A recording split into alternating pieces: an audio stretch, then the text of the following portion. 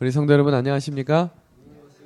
우리 함께 하나님의 말씀 디모데전서 4장 7절과 8절에 있는 말씀 함께 보도록 하겠습니다. 디모데전서 4장 7절과 8절에 있는 말씀입니다.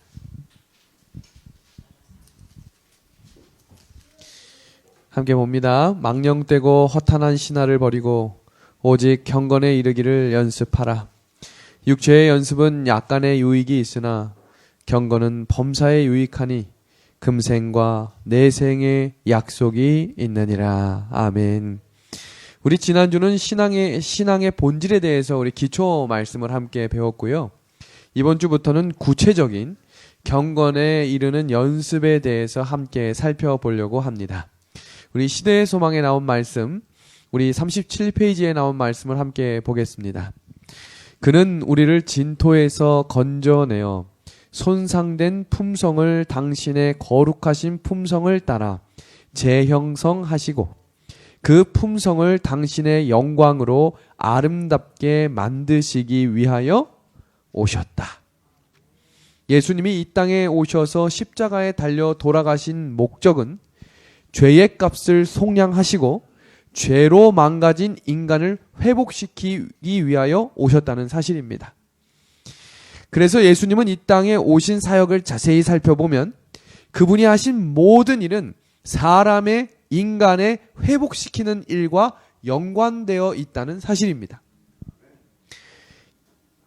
제가 신학교를 다닐 때 김상래 교수님이 이 살렘관에서 아침 저녁으로 예배를 이 한 주간 동안 이렇게 예배를 인도하셨던 적이 있었어요. 근데 지금도 가장 인상적이었던 게 뭐냐면 예수님의 사역을 세 단어로 정리하셨던 것입니다. 그 근거 성경 구절이 마태복음 4장 23절에 있는 말씀인데요. 제가 한번 읽겠습니다. 예수께서 온 갈릴리에 두루 다니사 저희 회당에서 가르치시며 천국 복음을 전파하시며 백성 중에 모든 병과 모든 약한 것을 고치시니. 자, 우리 한번 이 단어들을 한번 따라해 주시면 좋겠습니다. 가르치시며 전파하시며 고치시니. 이 세 개의 단어의 의미는 동사, 무슨 말이냐면 행동하는 거예요. 예수님이 이 땅에서 하셨던 세 가지 사역은 가르치셨고 전파하셨고 고치셨습니다. 이 움직여서 일하는 세 가지의 동사를 하나씩 구구절절 살펴보도록 하겠습니다. 가르치시고 전파하시고 고치셨다라고 하는 말은, 가르치셨다라고 하는 것은 도덕적인 회복을 의미합니다. 이 말은 인간의 도덕성을 깨우쳐서 인간의 양심을 회복시켜 주는 것입니다. 사람이 하나님과 관계가 끊어지면 어느 순간부터 사람의 양심이 점점 더 악하게 됩니다. 근데 어느 때가 되면 그 악한 것도 악한 줄을 몰라요. 그래서 하나님께서는 가르치셨어요. 사람의 도덕성은 회복되어야 한다는 것입니다. 그럼 전파하셨다라고 하는 것은 천국 복음을 전파하셨다는 것인데 인간의 신앙을 회복하고 하나님과의 관계를 회복해야 한다라고 하는 것을 가르쳐 주셨다는 것입니다. 그럼 고치셨다라고 하는 것은 하나님과의 관계가 깨어진 사람은 질병이 걸리게 되어 있는데 그 육체를 회복시켜 주셨다는 것입니다. 이 세 가지를 가르쳐서 뭐라고 이야기하냐면 따라해볼까요? 인간 회복. 해볼까요? 시작. 인간 회복. 다른 말로 이야기하면 전인 회복입니다. 그래서 도덕적인 회복은 인간 관계에 관한 것이고 신앙적인 회복은 하나님과의 관계를 이야기하는 것이며 육체적인 회복은 자기 관리를 다시 회복해야 한다라는 것을 이야기합니다. 그래서 성경을 살펴보시면 대부분의 모든 내용은 하나님과 올바른 관계를 맺고 살아라, 사람과는 어떤 관계를 맺어라, 자기를 어떻게 관리해야 한다라는 것을 아주 압축해서 요약해 놓은 것이 바로 성경의 주요 내용이라는 사실입니다. 그래서 오늘은 하나님과의 관계를 어떻게 해야 회복할 수 있는지를 우리 하나씩 살펴보도록 하겠습니다. 창세기 1장 26절에 나온 말씀입니다. 하나님이 가라사대 우리의 형상을 따라 우리의 모양대로 우리가 사람을 만들고 그로 바다의 고기와 공중의 새와 육축과 온 땅과 땅에 기는 모든 것을 다스리게 하자 하시고. 지금 우리 은하수 이 홈페이지에 제가 매일매일 어린이 예배 올리는 거 혹시 알고 계시나요? 그것은 그냥 의미 없이 올리는 게 아니라 가장 신앙의 기초부터 하루에 하나씩 살펴보며 듣고 느끼라는 것입니다. 우리 교회에 아직 어린이반이 없잖아요. 그래서 우리 귀한 두 아들에게 어린이반 선생님을 대신해서 어린이를 위한 설교를 해야겠다라는 생각을 하면서 시작을 했는데, 듣는 분들이 저한테 피드백을 뭐라고 하시냐면, 아, 이렇게 쉽게 하나씩 배워가니 공부가 되는 것 같아요 라고 하는 제가 문자를 받으면서, 아, 그래, 어렵게 하는 설교보다 쉽게 이해할 수 있도록 돕는 것도 성경 공부의 하나라는 사실입니다. 오늘 성경 공부에 대한 어린이 그 설교를 들으신 분들은 오늘 내용이 더 쉽게 이해가 되시리라 생각합니다. 우리의 모양을 따라, 우리의 형상을 따라 만들었다는 이야기는 단순히 모양만을 따라 만들었다는 것이 아니라 하나님의 품성과 하나님의 속성을 인간에게 속에 심어 주셨다는 것입니다. 그래서 사람이 원래 창조되었을 때는 하나님의 품성과 속성을 가지고 태어났던 거예요.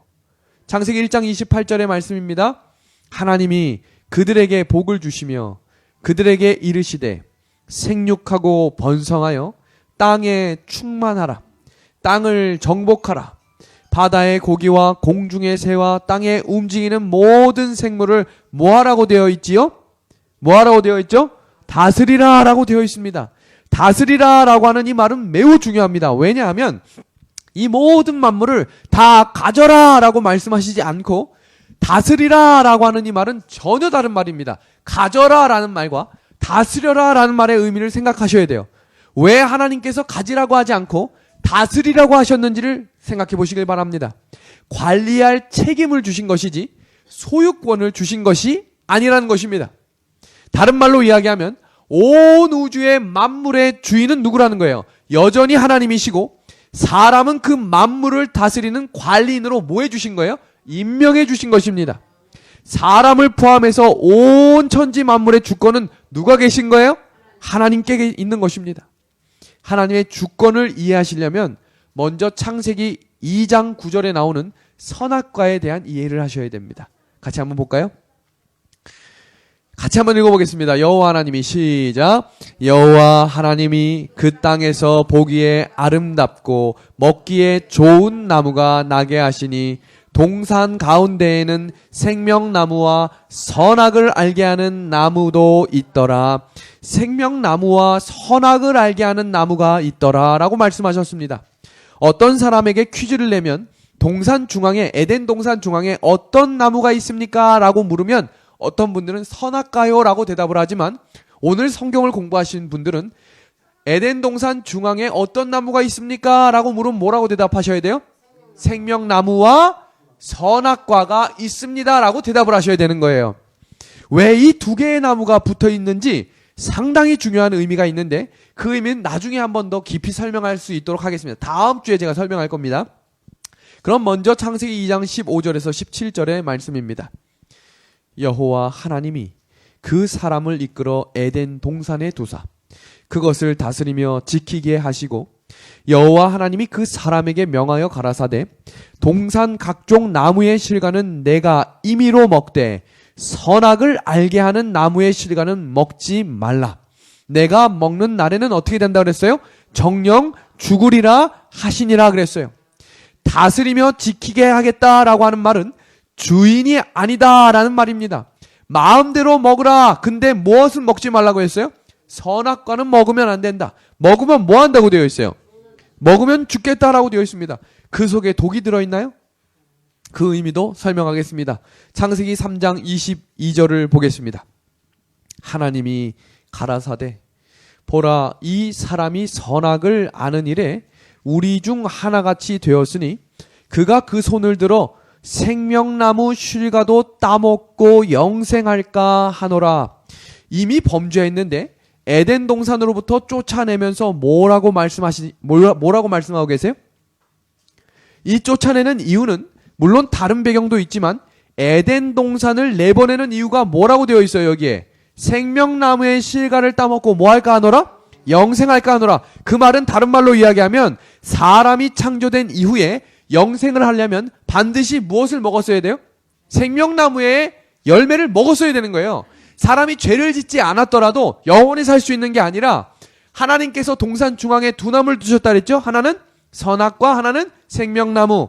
그래서 동산 중앙에 있는 생명나무의 열매를 따 먹어야 그 사람이 뭐 할 수 있는 거예요? 영원히 살 수 있는 거예요. 그러니 죄를 졌으니 에덴 동산 밖으로 나가야 뭘 먹지 못하는 거예요? 생명나무를 먹지 못한다는 것입니다. 그렇다면 생명나무를 먹을 때마다 항상 뭘 봤을까요? 동산 중앙에 두 나무가 같이 있었으니까 생명나무를 먹을 때마다 항상 무슨 나무도 눈으로 봤을까요? 선악과도 보게 된 거죠. 그 선악과를 볼 때마다 항상 무엇을 떠올렸을까요? 아, 이 땅의 주인은 누가 아니구나. 내가 아니구나. 이 땅의 주인은 누구구나? 하나님이에요. 왜요? 모든 나무는 다 먹어도 되는데 무엇은 선악을 알게 하는 나무의 실과는 뭐 하지 말라 그랬어요? 먹지 말라고 하신 거예요. 이제 이해하셨지요? 그래서 우리가 하나님은 하늘에 계시고 인간이 다 먹으면서 다니면 나중에 자신이 주인인 줄 알아요. 우리 전셋집 살아보셨죠? 전셋집에 오래 살다 보면 그 집이 자꾸 자기가 주인인 줄 알아요. 집문서도 없으면서. 다른 말로 이야기하면 하나님께서 이 땅, 이 모든 땅을 다스리게 하셨다 그랬잖아요. 주었다 되고 있지 않고 다스려라 라고 되어 있는 말은 생명나무의 열매를 먹으면서 항상 선악과의 열매를 볼 때마다 누가? 하나님이 주인이신 것을 잊지 말라는 거예요. 사람이 영생하는 조건이 두 가지가 있는데 첫 번째 조건은 선악과를 먹지 마는 것입니다. 그것은 무엇이에요? 하나님의 무엇을 인정하는 거예요? 주권을 인정하는 거예요. 두 번째 생명과를 먹어라 라고 하는 건 뭐예요? 하나님의 무엇을 순종하는 거예요? 말씀을 순종하는 것입니다. 드디어 문제가 시작되었습니다. 뱀이 사단을 유혹할 때 이런 모양이 아니었어요. 들짐승 중에 가장 아름다운 짐승이었다고 했습니다. 이런 모양으로 나타났으면 하와가 말을 들었을까요? 안 들었을까요? 어우 징그러워하고 지나갔겠죠. 근데 너무나 아름다운 모습으로 했기 때문에 발을 멈춘 거예요. 아름다운 모양, 여자의 감각을 자극하는 모양으로 와서 유혹합니다. 창세기 3장 1절입니다. 뱀이 여자에게 물어 가로되 하나님이 참으로 너희더러 동산 모든 나무의 실과를 먹지 말라 하시더냐? 질문이 참 묘하죠. 하나님이 선악과를 먹지 말라고 하시더냐? 라고 하면 뭐만 대답하면 돼요? 예, 아니오만 대답하면 돼요. 맞나요? 사단은 질문을 대답으로 끝나게 하지 않고 반드시 설명할 수 있게 질문한다는 특징이 있어요. 먹지 말라 하시더냐? 동산 모든 나무의 실과를 먹지 말라 하시더냐? 그러니까 뭐라고 대답을 해야 돼요? 아니, 이건 먹어도 되고 이건 먹지 않아도 돼 라고 해야죠. 그래서 사단에게 유혹을 하거나 시험을 하면 절대 말대꾸하지 말아야 합니다. 대꾸를 하다 보면 자꾸 섞이게 되어 있고 혼란 속에 빠지게 되어 있어요. 그래서 우리가 무슨 문제에 빠지게 되면 침묵이 뭐라고 배웠죠? 금이다. 그게 괜히 나온 말이 아닌 것 같아요. 무언가를 해명하려고 하고 지금 하와가 잘못한 거 있어요? 없어요? 지금까지 잘못한 게 없어요. 그런데 사탄하고 말을 섞기 시작하면서 뭐가 된 거예요? 문제가 시작된 것입니다. 여자가 뱀에게 말을 합니다. 여자가 뱀에게 말하되 동산 나무의 실과는 우리가 먹을 수 있으나 동산 중앙에 있는 실과는 하나님의 말씀에 너희는 먹지도 말고 만지지도 말라 너희가 죽을까 하노라 하셨느니라. 어떤 사람은 이것을 보고 하와가 거짓말을 했다고 이야기해요. 이것은 거짓말을 한 것이 아니라 강조를 한 거예요. 왜냐하면 아직 죄를 짓기 전이거든요. 거짓말이 아니에요. 근데 약간의 친교가 생긴 거예요. 누구와 누가? 사단하고 하와하고 친교가 생긴 거예요. 자, 보겠습니다. 뱀이 하는 말을 보세요. 사단이 하는 말입니다. 뱀이 여자에게 이르되 너희가 결코 죽지 아니하리라. 너희가 그것을 먹는 날에는 너희 눈이 밝아 누구와 같이 된다고 되어 있어요? 하나님과 같이 되어 선악을 알 줄을 하나님이 아심이니라 라고 되어 있어요. 자, 사단의 말을 보세요. 하나님과 같이 된다. 그래서 하나님이 못 먹게 했다. 그 말을 듣고 보니 과일이 어떻게 보이는 거예요? 다르게 보이는 것입니다. 하와가 어떻게 했죠? 먹었습니다. 그 말을 듣고 보니 창세기 3장 6절입니다. 여자가 그 나무를 본즉 먹음직도 하고 보임직도 하고 지혜롭게 할 만큼 탐스럽기도 한 나무인지라. 자 보세요. 여태까지 하와가 생명나무는 계시록을 살펴보면 달마다 열린 열매라 그랬어요. 그럼 적어도 한 달에 한 번씩은 선악과도 매번 봤나요? 동산 중앙에 같이 있었기 때문에 생명나무를 먹을 땐 반드시 선악과를 볼 수 있게 된 거예요. 그런데 사탄하고 말을 섞다 보니까 이게 어떻게 보이는 거예요? 달리 보이는 거예요. 보암직도 하고 먹음직도 하고 지혜롭게 할 만큼 탐스럽기도 한 나무인지라. 여자가 그 실과를 따먹고 자기와 함께한 남편에게도 주매 그도 먹은지라. 아마 하와는 흥분해서 먹은 과일이지만 아담의 표정을 보시면 아담은 직감한 거예요. 죽을 것을 직감했습니다. 하나님의 말씀을 알고 있었거든요. 그래서 먹고 죽을 것이냐 안 먹고 여자만 죽게 할 것이냐 선택하게 되어 있는 것입니다. 먹는 얼굴을 보세요. 아담이 먹을까 말까 하다가 억지로 먹은 표정 아니에요? 뭔가 화나고 아이고 감사합니다. 아이고 내가 먹고 싶었습니다. 라고 하는 표정이 아니라 이거 먹으면 둘 다 죽겠구나 하고 먹은 것입니다. 그 사이 이야기도 많이 있지만 오늘 주제의 이해를 위해서 창세기 3장 23절로 넘어가겠습니다. 창세기 3장 23절입니다. 여호와 하나님이 에덴 동산에서 그 사람을 내어보내어 그의 근본된 토지를 갈게 하시니라. 농사를 짓고 땀을 흘리고 먹게 되었습니다. 창세기 3장 19절입니다. 이것이 인간의 운명입니다. 내가 얼굴에 땀이 흘러야 식물을 먹고 필경은 흙으로 돌아가리니 그 속에서 내가 취함을 입었느니라. 너는 흙이니 흙으로 돌아갈 것이니라. 이것이 인간의 운명이죠. 여기 있는 우리 누구도 이 운명을 피해갈 수 있는 사람은 아무도 없습니다. 그러나 오늘 우리에게 이 말씀을 주신 이유는 다시 회복된 삶을 통해 하나님과의 관계를 형성하고 그 회복을 통해 전인적인 회복을 경험하라는 것입니다. 선악과를 다시 한번 살펴보겠습니다. 증언보감에 나온 말씀입니다. 주님은 에덴의 모든 나무들을 창조하시되 보기에 즐겁고 먹기에 좋도록 하셨으며 아담과 하와에게 그 모든 풍성한 것들을 자유로이 즐기라고 하셨다. 그러나 한 가지 예외를 두셨다. 선악과는 먹지 말라고 하셨던 것이다. 이 나무는 하나님이 만물의 소유주이심을 끊임없이 상기시켜 주는 것으로서 유보하셨으며 그같이 함으로써 주님의 요구에 완전히 순종함으로 그분에 대한 저희의 믿음과 신뢰를 실증할 기회를 주셨다. 선악과가 뭐라고요? 선악과가 뭐라고요? 하나님이 만물의 소유주의심을 끊임없이 생각나게 하는 도구였다는 것입니다. 아까 말씀대로 영생을 위하여 생명나무를 먹을 때마다 선악과를 보면서 하나님이 모든 만물의 무엇임을 주인임을 생각하며 살라는 것입니다. 그것을 인정해야 하나님과 사람의 관계가 뭐가 되는 거예요? 유지가 되는 것입니다. 선악과를 따먹는 행위는 하나님의 주권을 무시하는 행동입니다. 다시요.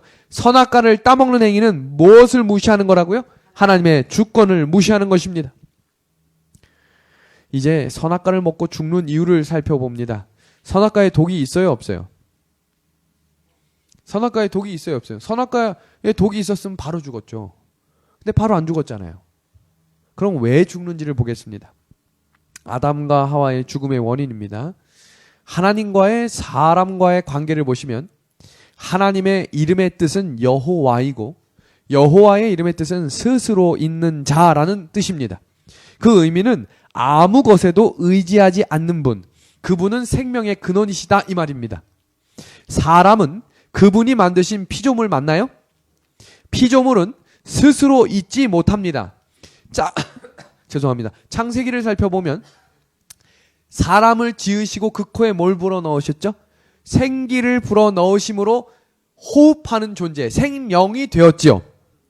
그 말은 그 호흡을 누구로부터 누구에게 빌려받은 거예요? 하나님으로부터 빌려받은 것입니다. 그러니 이 생명은 누구 거예요? 내 것이 아니에요. 하나님으로부터 빌린 생명을 가지고 살아가는 것입니다. 그런데 하나님과 같이 된다라는 이 말의 의미가 뭔지 살펴보겠습니다. 그렇게 살던 사람이 누구처럼 되기를 원해서 선악과를 먹은 거예요? 하나님처럼 되고 싶어서 선악과를 먹은 것입니다. 하나님은 어떤 분이신데? 스스로 있는 자이신데 말입니다. 사람이 스스로 있고 싶어진 것입니다. 이 원리를 잘 깨달으면 구원에 대한 의미도 정확하게 깨달을 수 있습니다. 지금 졸려오신 분들은 요것만 잘 듣고 다시 주무시면 돼요. 왜냐하면 이게 너무나 중요한 구절이거든요. 사람이 하나님과 같이 되고 싶다라는 말은 사람이 빌려 쓴 생명이 내가 스스로 있고 싶다라는 말과 같은 말이거든요. 자, 보세요. 스스로 있는 자가 되려고 하는 순간 하나님과의 관계가 어떻게 되는 거예요? 깨어지는 것입니다. 그럼 이 빌린 생명 대신 어떻게 되는 거예요? 스스로 있는 자가 되려고 하면 뭐가 되는 거예요? 죽는 거죠. 아까 선악과를 먹는 날엔 정녕 뭐가 되겠다 그랬어요? 죽겠다 그랬잖아요. 하나님과 관계가 끊어진 상태가 바로 죽음입니다. 그래서 죽은 생명과 같게 되는 것입니다. 죽은 생명에 대해서 이해하기 위해서 우리가 마태복음 8장에 나온 말씀을 좀 같이 보겠습니다. 제자 중에 또 하나가 가로되 주여 나로 먼저 가서 부친을 장사하게 허락하옵소서. 예수께서 가라사대 죽은 자들로 저희 죽은 자를 장사하게 하고 너는 나를 쫓으라 하시니라.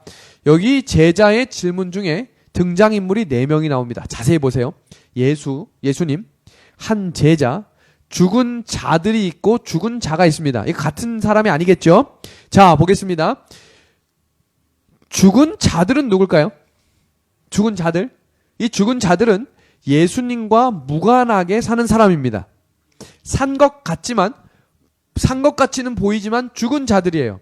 그럼 여기서 죽은 자는 누구예요? 죽은 자는 실제로 숨이 끊어진 사람을 일컫는 말입니다. 자, 여기 요거 한번 뗄게요. 자, 여기 뗐습니다. 자, 이게 살았습니까? 죽었습니까? 왜 같은 것을 보고 다른 말을 하세요? 이게 살았어요? 죽었어요?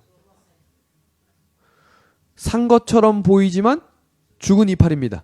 맞죠? 그럼 이것이 사는 방법이 있어요. 어떻게 하면 살 수 있을까요? 물에 담그면? 물에 담그면 살아요, 이게? 다시 접붙이면 살 수 있어요. 이게 요한복음 15장 5절의 말씀이에요. 내가 그리스도와 함께 붙으면 살 수 있는 거예요. 그리스도 안에 거하는 자는 살 수 있겠다고 했거든요. 자, 다시 이야기합니다. 죽은 자들은 생명의 근원으로부터 끊어진 자들을 일컫는 말입니다. 이것이 여기서 이야기하는 핵심이에요. 그러면 이제 아담과 하와는 어디에 속한 자들이 되는 거예요? 죽은 자들에게 속한 자들이 되는 것입니다. 다시 봅니다. 아담과 하와가 왜 죽은 자죠? 왜 죽은 자죠? 관계가 끊어졌죠. 뭐 때문에? 죄를 지은 거예요. 하나님의 말씀을 어긴 거예요. 그래서 로마서 6장 23절에 죄의 삭은 사망이라고 가르쳐 주신 것입니다. 아담과 하와가 지은 죄가 뭐예요? 도둑질이에요? 살인이에요? 간음이에요?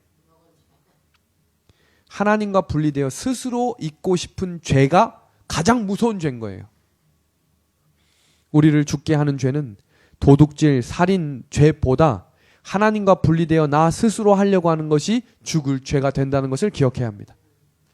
하나님을 인정하지 않고 하나님과 분리되어 나 홀로 살려고 하는 것, 이것이 바로 죽을 죄입니다. 그래서 성경에 의하면 교만이라고 하는 병이 죽을 병이에요. 두렵건대 내 마음이 교만하여 내 하나님 여호와를 잊어버릴까 하노라.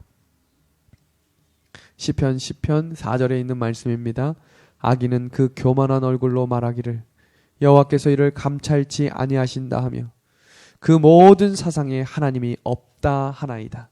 교만한 사람은 하나님이 없다고 이야기를 해요. 잠언 16장 5절에 있는 말씀 같이 읽어주시겠습니까? 시작. 그럼 반대로 겸손하면 하나님이 사랑하시는 거예요. 그리고 우리가 읽었던 말씀 기억하시죠? 나는 마음이 온유하고 겸손하다라고 예수님이 마음을 그렇게 이야기하신 거예요. 잠언 16장 18절입니다. 교만은 패망의 선봉이요 거만한 마음은 넘어짐의 앞잡이니라. 말라기 4장 1절 만군의 여호와가 이르노라 보라 극렬한 풀무불 같은 날이 이르리니 교만한 자와 악을 행하는 자는 다 촉에 같을 것이라. 교만한 자와 악을 행하는 자는 결국 망한다는 것입니다. 그리스도인이 자기와 끊임없이 투쟁해야 하는 최대의 적은 바로 교만심입니다. 왜냐하면 자꾸 자기가 이렇게 올라오기 때문입니다. 뚜껑을 닫아야 합니다. 왜요? 뚜껑이 뭐 한다 그래요? 뚜껑이 열린다고 하죠. 왜요? 죄는 속에서부터 나오는 거예요. 외부로부터 들어오는 죄가 아니에요. 아, 이 사람이 나를 화나게 했기 때문에, 이 사람이 나에게 그런 말을 했기 때문에 내가 화가 난 겁니다가 아니라 우리 본성이 원래 그런 거예요. 그걸 항상 뭐 하고 사는 거예요? 숨기고 사는 거예요. 그래서 뚜껑이 열릴 때 뭐 해야 돼요? 뚜껑을 닫아야 하는 것입니다. 그것이 교만이에요. 자기와 진실한 투쟁을 하는 사람은 남하고 싸우지 않습니다. 자기와 진실한 투쟁을 하는 사람은 남하고 싸우지 않습니다. 그리고 반대로 자기하고 싸우지 않는 사람은 남하고 싸우는 것입니다. 시편 14편 1절입니다. 어리석은 자는 그 마음에 이르기를 하나님이 없다 하도다. 머리가 나쁜 사람은 하나님이 없다고 합니다. 하나님이 있다고 하는 사람은 머리가 좋은 사람입니다. 그런데 공부를 잘한다고 해서 머리가 좋은 것이 아니고 머리는 종합적으로 좋아야 하는데 그 머리는 하나님을 인정하는 머리입니다. 그래서 오늘 이 자리에 앉아 계신 여러분들은 머리가 좋은 사람들이에요. 세상에 정말 뛰어난 박사들도 성경을 아무리 읽어도 하나님이 없다고 이야기하는 사람도 많이 있습니다. 그러나 우리처럼 연약하고 부족한 사람이 하나님이 살아계심을 알고 하나님을 믿을 수 있다는 것이 얼마나 큰 은혜입니까? 파스칼이라고 하는 한 학자는 이런 말을 합니다. 신을 알고 있는 사람들 중에는 두 부류가 있다. 영리하거나 어리석은 것과는 상관이 없이 마음이 가난한 사람과 진정으로 현명한 사람들이다. 오만한 사람과 어설프게 현명한 사람만이 신을 무시한다. 오늘 말씀을 마무리하면서 죽음과 생명의 차이는 한 단어만 바뀌는 거예요. 한번 보세요. 죽음이라고 하는 말은 교만한 마음으로 하나님과 분리되는 것입니다. 우리가 창세기 1장과 2장을 오늘 살피면서 선악을 알게 하는 나무를 사탄이 이야기할 때 뭐라고 이야기했죠? 이거 먹으면 누구처럼 된다? 하나님처럼 된다. 하나님은 어떤 분인데? 스스로 있는 자인데. 너가 스스로 있는 자가 될 수 있다. 그러니 그 말을 듣고 하와가 원래 매번 보던 나무가 어떻게 바뀐 거예요? 먹음직도 하고 보암직도 하고 지혜롭게도 하는 마음으로 바뀐 것입니다. 스물스물 올라오게 된 거죠. 그럼 반대로 생명은 뭘까요? 겸손한 마음으로 하나님과 연결되는 것입니다. 시편 149편 4절에 있는 말씀을 같이 읽겠습니다. 여호와께서 시작. 여호와께서는 자기 백성을 기뻐하시며 겸손한 자를 구원으로 아름답게 하심이로다. 아멘입니다.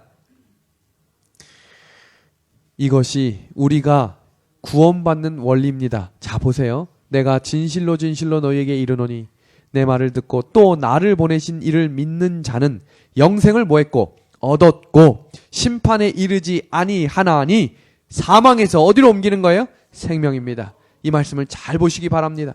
이 안에 생명이 있어요. 예수님의 말씀을 듣고 예수님의 말씀이 기록된 성경을 보고 읽고 배우고 그 안에 있는 하나님이 보내신 누구를 예수 그리스도를 뭐하면 믿는 자는 심판에 이르지 아니하나니 어디서 어디로요? 사망에서 생명으로 옮긴다. 이게 얼마나 중요한 말씀이냐면 사람이 죽음을 왜 두려워하죠? 세상의 모든 사람이 죽기 전에 다 무섭고 두렵고 떨려합니다. 왜? 그 이유가 뭐죠? 전도서 3장 11절을 보시면 하나님이 사람을 창조하실 때 그 마음 가운데 영혼을 사모하는 마음을 주셨다고 말씀하셨어요. 하나님을 알든지 모르든지 모든 사람들이 죽기 전에 두려운 이유는 죽음이 끝이 아니라는 걸 아는 거예요. 이 다음에 뭐가 또 있다는 걸 알아요. 그것이 바로 영원한 생명인 거예요. 그 구원을 하나님이 이미 뭐 했다고 되어 있어요?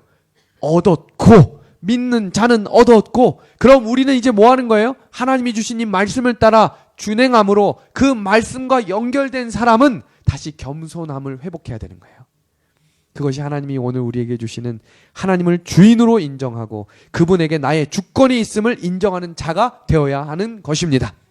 오늘 그런 믿음의 그런 또 한 주간을 살기로 결심하시나요? 그런 믿음을 우리에게 허락하신 하나님께 감사드리며 오늘 화요 기도회를 마치도록 하겠습니다.